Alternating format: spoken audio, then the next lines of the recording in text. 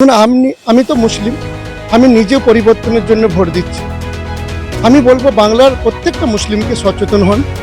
কেন সচেতন হতে বলছি, যে আপনাদেরকে যে জুজু দেখানো হচ্ছে, এই জুজুতে আপনারা আহ, জুজু দেখবেন না। পশ্চিমবঙ্গে মুসলিমদেরকে তেজপাতা মনে করে ইউজ করা হয়, কিন্তু ভিন্ন রাজ্যে আমি যদি দেখি, মহারাষ্ট্র, গুজরাট, রাজস্থান, দিল্লি, হরিয়ানা, আমার মধ্যপ্রদেশ, উত্তরপ্রদেশ, বিহার, সব জায়গায় তো বিজেপি সরকার। আর ম্যাক্সিমাম বাংলার পরিযায়ীরা কোথায় আছে? সব ওই রাজ্যে আছে। আর সেখানে তো হিন্দু মুসলিম সব পরিযায়ীরা ওখানে কাজ করছে।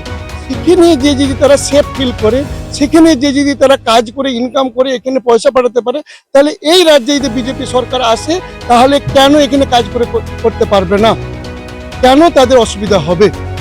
এখানে শুধু খালি জুজু দেখানো হচ্ছে, এবং তাদেরকে জুজু দেখিয়ে তাদের ভোটটা নিয়ে নিয়ে তাদেরকে বলবে আবার যাও তোমরা ভিন্ন রাজ্যে, ওখানে যে কাজ করো।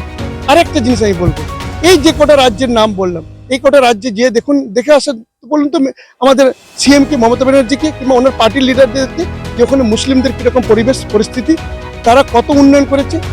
সেই উন্নয়ন কি আমাদের পশ্চিমবঙ্গের মুসলিমরা করেছে?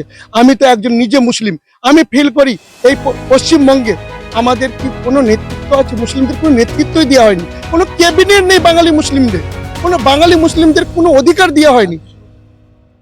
তাহলে তাহলে যেখানে 3.5 কোটি মুসলিম পশ্চিমবঙ্গে, তার মধ্যে আমরা প্রায় বাঙালি মুসলিম 3,25,00,000, আমাদের কোনো এখানে অধিকারই দেওয়া হয়নি। আর উনি বলছেন যে মুসলিমদের জন্য উনি সবকিছু করে দিয়েছেন, সবকিছু করে দিবেন। এসব মিথ্যা কথা। যারা বোকা মানুষ তারা বুঝবে। এসএস সালেমের মতন সচেতন মানুষ এই বোকামিতে পা দিবে না, এই ফাঁদে পা দিবে না।